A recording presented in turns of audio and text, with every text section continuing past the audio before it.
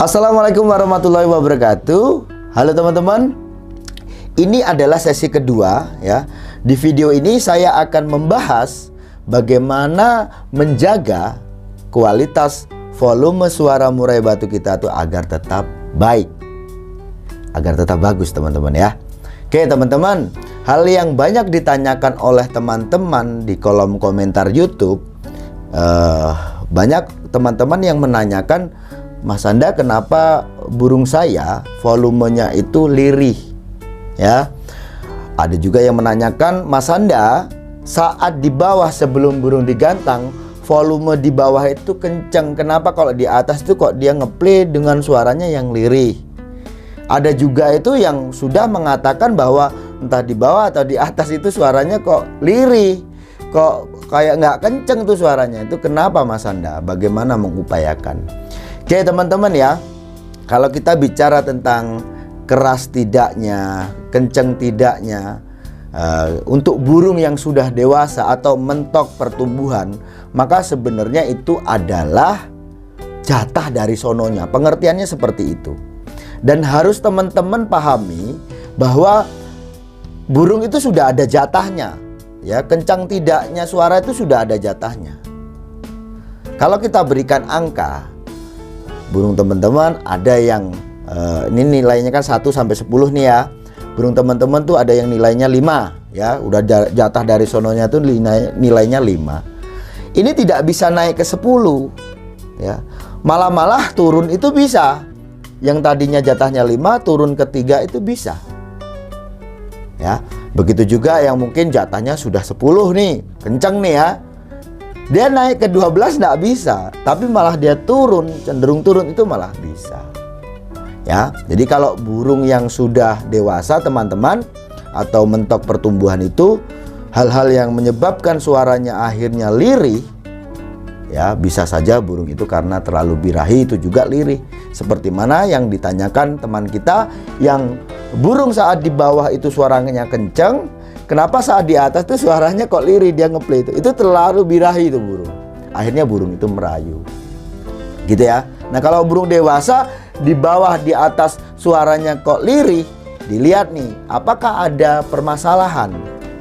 Ya, permasalahannya mungkin suaranya serak dan sebagainya. Nah, kalau untuk mengobati, bagaimana mengobati suara serak ini nanti saya akan bikinkan di sesi video yang ketiga teman-teman ya, di video berikutnya. Oke teman-teman, ada juga teman-teman yang menanyakan tentang burung yang masih muda. Burung yang masih muda itu kan masih mungkin pasti pastol atau mabung pertama. Kalau dirasa masih lirih, belum pecah suaranya, wajar teman-teman ya, karena dia masih muda, masih dalam pertumbuhan.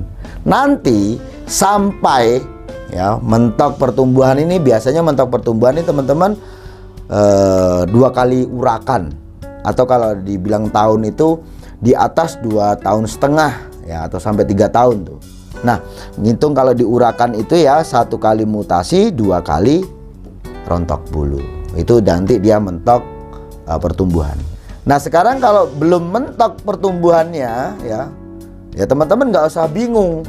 Asal rawatannya bagus, ya nggak pernah kena masalah, insya Allah lah dengan seiring waktu, dengan bertambahnya usia, nantinya juga volume itu akan keras dengan sendirinya sesuai dengan jatahnya. Gitu ya teman-teman ya.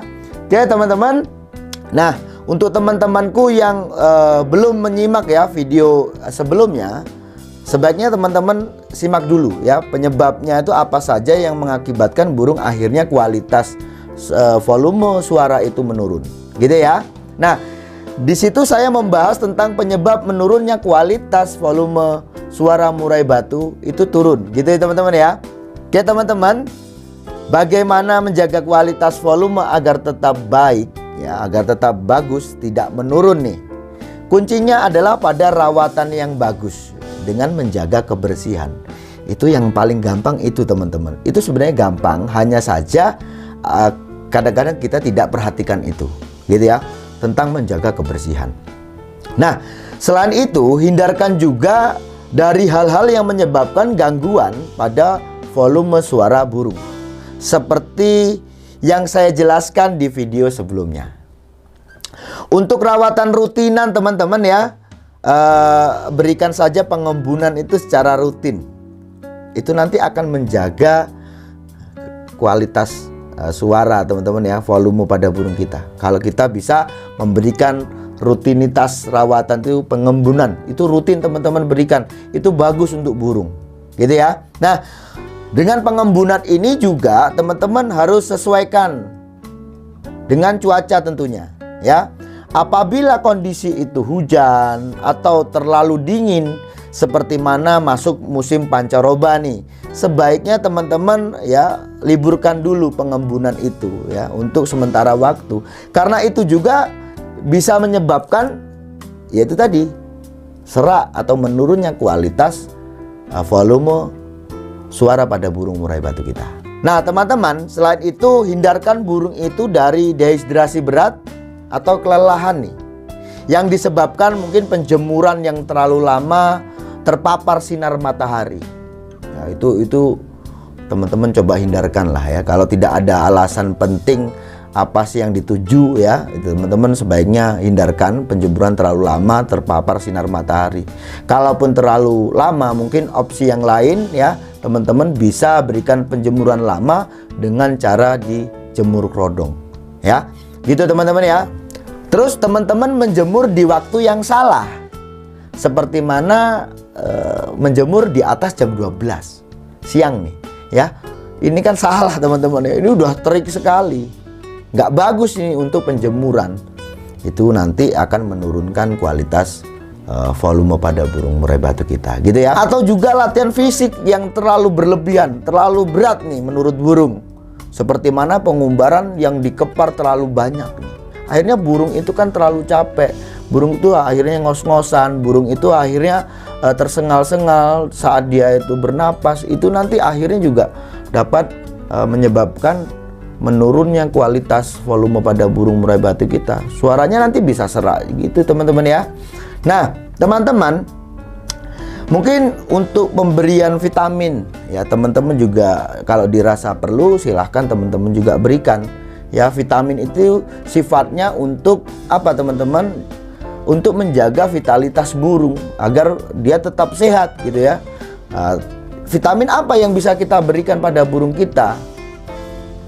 Bila dirasa perlu nih teman-teman bisa berikan multivitamin pada burung murai batu teman-teman di rumah, yang sifatnya ini untuk menjaga ya, menjaga kesehatan, sehingga burung itu sistem kekebalannya kuat gitu ya, dan burung itu akan terhindar dari penyakit ya, gitu teman-teman.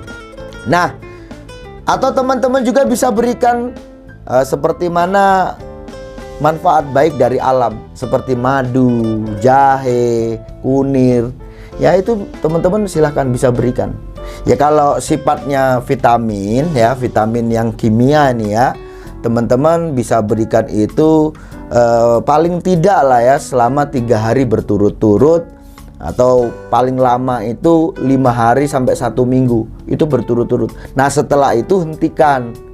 Nah, perlu ada istirahat, jangan digenjar terus-terusan. Memang dia vitamin itu bagus, tapi kalau berlebihan juga nggak bagus nanti jatuhnya. Dan kasihan karena itu juga kan teman-teman kimia ya. Jadi menurut saya lebih baiknya memang ya, karena ini sifatnya kan untuk pelengkap aja nih ya, untuk melengkapi kebutuhan vitamin dia supaya burung itu sehat ya. Jadi ini bukan doping gitu loh, pengertiannya seperti itu teman-teman. Teman-teman silakan nanti berikan. Kenapa 3 hari? Kenapa harus 3 hari? Karena cuman sehari itu biasanya nggak ngaruh, nggak ada efek tuh. Nah, sebaiknya ya dikasih 3 hari berturut-turut. Paling lama itu 5 hari sampai 1 minggu berturut-turut aja diberikan. Setelah itu di rolling, diistirahatkan ya. Mungkin 1 bulan lagi baru kita nanti berikan, atau 2 minggu lagi baru kita berikan. Nah kalau yang dari alam ini nanti teman-teman ya berikan setiap hari pun tidak apa-apa, karena ini bagus ya, dari alam ya, dialami. Seperti madu, jahe, kunir ini bisa diberikan. Tapi ingat, jangan juga banyak-banyak. Bukan karena ada efek ya. Kalau banyak-banyak ini biasanya teman-teman ya, bukan efek negatifnya yang dipermasalahkan, tapi burung itu nanti akhirnya tidak mau minum. Masalahnya seperti itu loh. Kalau terlalu banyak madu juga dia nggak mau minum. Kebanyakan jahe dia terlalu panas, akhirnya nggak mau minum. Kebanyakan kunir rasanya juga nggak enak kan, pasti juga dia nggak mau minum. Secukupnya aja ya. Contoh nih ya, kayak di kunir nih. Kunir itu kalau teman-teman parut ya di plastik itu seperti yang saya contohkan ya, diparut dikit, nanti mungkin seginilah, sejimpit gitu ya teman-teman ya. Nanti airnya kita teteskan di tempat minumnya. Wah, itu jos itu. Atau kunir ini bisa kita berikan pada jangkrik. Jahe ini juga kita bisa berikan pada jangkrik ya. Kalau madu itu langsung aja ke air minumnya, itu juga bagus. Gitu ya teman-teman ya. Oke lah teman-teman, vitamin kimia dan bahan alami ya, ini kan semuanya bersifat pendukung. Ya, kalau kita bicara tentang kualitas volume suara murai batu, besar kecilnya ini tadi ya, ini kan berhubungan dengan pernapasan. Nah, hal yang paling penting di sini adalah menjaga kebersihan. Itu kuncinya. Toh kalau teman-teman tuh mau kasih obat, mau kasih ini itu, kalau jorok ya nanti ujung-ujungnya di pernapasan. Dan kebanyakan kasus di burung itu rata-rata infeksi pernapasan sama infeksi pencernaan.